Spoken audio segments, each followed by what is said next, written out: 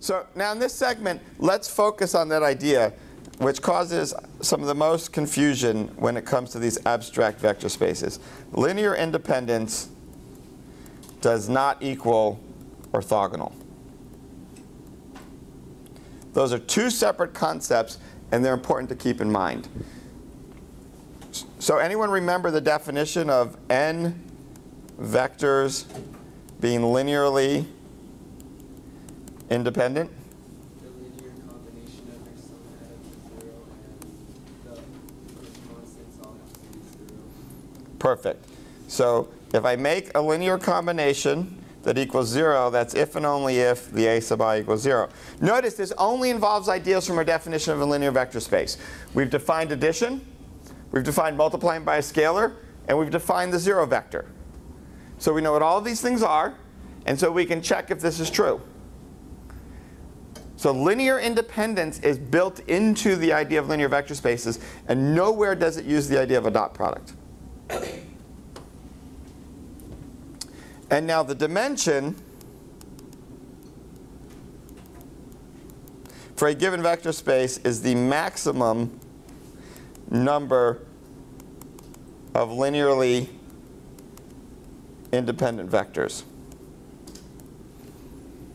So basically one of the things in trying to prove this, in this class, a lot of the proofs will be by just really good, clear, look, it makes a lot of sense arguments. Sometimes we can do it a little more carefully and specifically. Obviously, mathematically, there's lots of good ways to prove this in detail, but we're more worried. Most of our vector spaces, the dimension is obvious, and you can say why it's obvious, but that comes into it. Notice, once you have a dimension and once you have the idea of linearly independent, that is enough to switch to column vectors in principle, just as a way of keeping track. So we might, for d equals 2, the obvious linearly independent vectors are 1, 0, and 0, 1. Because there's no way to add them to get 0 unless I multiply both by 0. d equals 3, what are the obvious linearly independent vectors? 1, 0, 0, 0, 1, 0, 0, 0, 1. Now, there are also, of course, what about these two vectors? Are they linearly independent?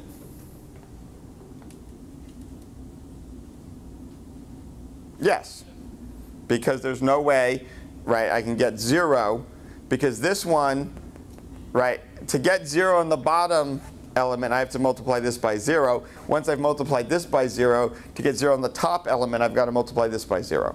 So these are clearly linearly independent.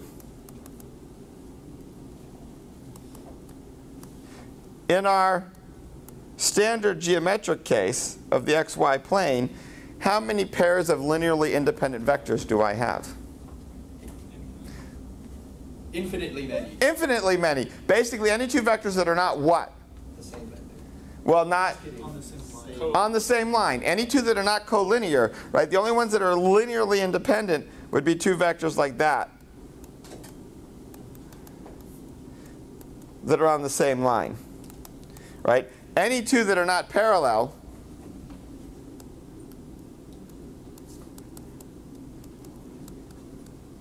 are linearly independent.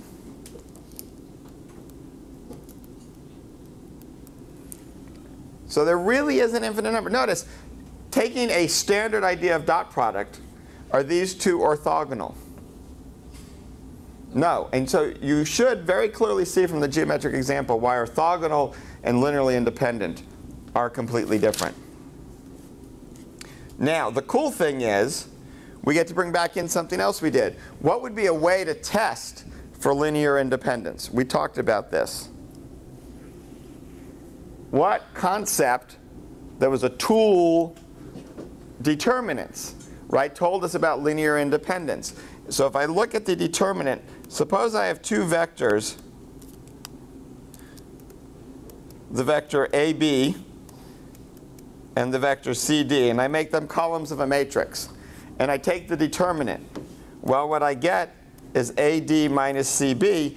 And if I set that equal to 0, I get the equation A over B equals C over D. What does this equation tell me about these two vectors? If A over B equals C over D, what is true about these vectors? They're on the same line. They have the same slope. That's the slope of the vectors. So I see that the determinant equals 0 tells me that things are linearly dependent.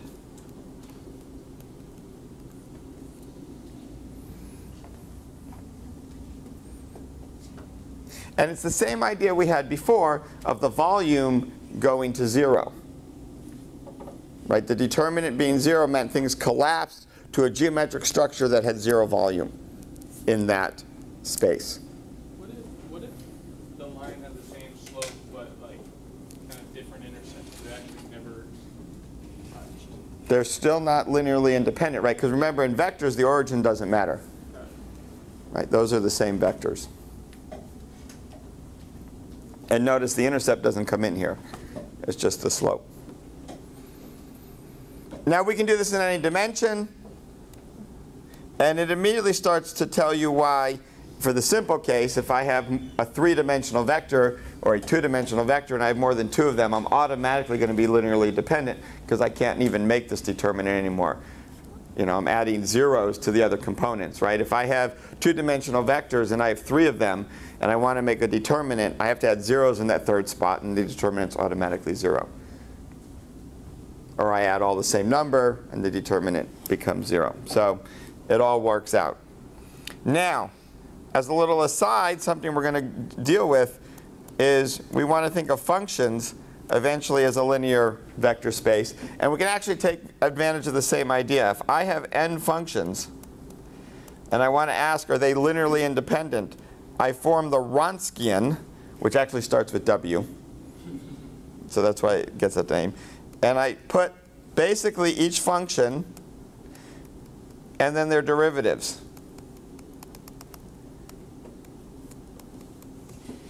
All the way down to the n-1 derivative. Notice I can only go n-1 because if I go any farther, it's not square anymore, right? And I set that equal to, ask is that equal 0? And if this is not equal to 0, then they are linearly independent functions. And that's not something you're going to prove in this class, but it's a useful test when we get to functions as vector spaces.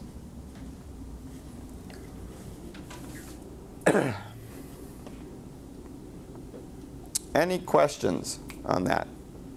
What's it called again? Wronskian. I believe it's spelled W-R-O-N-K-S-I-A-N. But check that. I don't do spelling. You said the Taylor series, right? It's basically related to the Taylor series and that sort of how many derivatives are independent from each other type of thing. But it also comes to do with volumes and phase space and all that fun stuff.